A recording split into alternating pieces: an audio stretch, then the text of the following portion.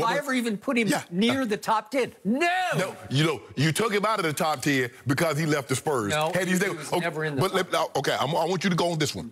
But you said since Kevin Durant is not playing, he's currently the best player in the NBA. So he should receive best player in the NBA criticism, which you don't give him. Oh, I always... Kevin Durant?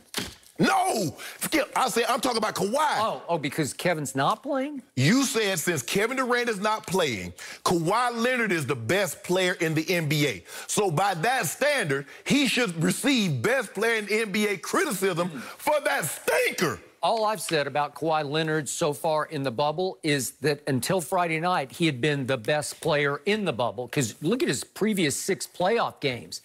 He went 30-plus 5 straight times, and then in Game 1, in the rout of the Denver Nuggets, he went for 29 in 30 minutes because he didn't play in the fourth quarter.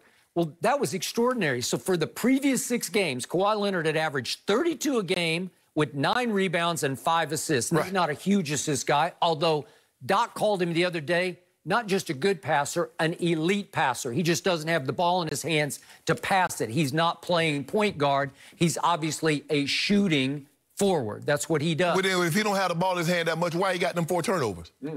Well, on Friday night? Yeah, Friday night. Okay. Friday night. So I tweeted after Friday night's game that Kawhi Leonard was due to have a bad game, and did he ever on both ends? That's what I tweeted. He was horrible on both ends. But so was his team in the first quarter.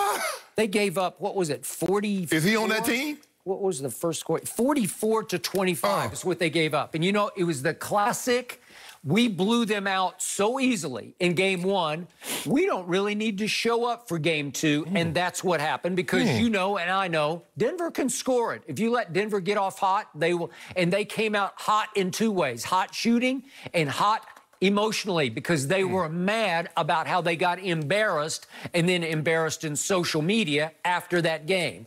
Charles Barkley once again said they will be swept. The Denver Nuggets will be swept. And obviously they just said, okay, watch this. They played for their lives on Friday night. And do people realize Charles lost a lot of money gambling? Well, by making predictions like this? Well, it just seems like every prediction he makes, you should just go the opposite way and you'd be wealthy. That is correct. So, what was my biggest takeaway from this night on which Kawhi Leonard was horrible? I will say it again. He was horrible. He's not in LeBron's category because he's not he's not an all-time great. Maybe he could be if he strings together 4 or 5 more years like he's been having. But he's going to have to be the Finals MVP this year, and he's still got a real shot at that. And by the way, were you suggesting Denver's going to win this series? No. I didn't say. Okay, I want to make sure about that. So, what happened on Saturday night was this. 44-25 in the first quarter, and then what did my Clippers start to do? Nothing. They started to play. So they won the second quarter, 31-28 for Denver. That's pretty good to hold them from 44 down to 28. You gave up 72. Then in the third quarter, they won it 21-17. Is that good? They held Denver to 17 in the third quarter. But you only scored 21. And then in the fourth quarter, the Clips won that 24-21. So think about this. After Denver was allowed to just cakewalk to 44 first quarter points, Denver goes 28 in the second, 17 in the third, and 21 in the fourth. Those are winning defensive numbers for the Clippers. Yeah. In fact, the Clippers won the last 3 quarters. They won each quarter, but they won by a total of 76-66 over the last 3 quarters. Yeah. So they're coming and they're coming back, but it's such a huge deficit. You're down 44-25. With 8:36 left in the fourth quarter, they cut it all the way down to 5 points.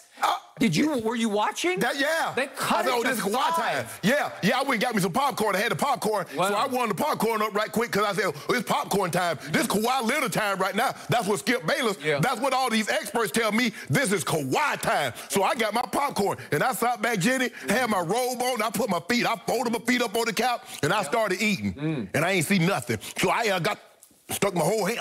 Really? I ain't see nothing. Did you butter it? No. I don't do butter. Okay, good. Bad for your heart. It was actually Gary Harris time. Of all people, Gary Harris, who's just recently come back from injury, he makes a 3 with 7:29, then another one 6:13, and another one with 1:38 left. And I don't think Kawhi was guarding him. And he made 3 straight huge threes, and then Jamal Murray capped it off after a long Well, who was guarding those Jamal Murray? Jamal Murray with 2:12 left made another huge three that just slammed the door. Skip, stop doing all that. I want to know who he made that three on. I'm just telling you what exactly happened. I know what happened. I watched the game, but I want you to see, because sometimes the people, they might have been out there, it was Labor Day weekend, Skip. So they might have, well, here you go right here. Since you won't tell them, I show them. Woo! I'll show them. Yeah. You won't tell them what happened. Is that Kawhi Leonard? Look at him. And he, Jamal Murray's like, that was nasty. Look at this right here. Come on, get some. You reach, I teach. Shall I dance? Yes, mama. Bam, in his face. He's a really good clutch. Oh, not here, really good. See against Utah. Whoa. He's really good. Hold on, Skip. That's the 2-time Defensive Player of the Year, the 2-time Finals MVP that he making look average. Okay, so you're just spitting and gloating over there. I'll tell you what I'll do. I will bet you 5 cases of Diet Dew that the Clippers win tonight. I'll go 5 cases. I'll just push it. I'm all in into the middle of the table. I got 5 cases that the Clippers will come out in the first quarter and do to Denver what they did in the second, third, and fourth quarter on Saturday night. Skip.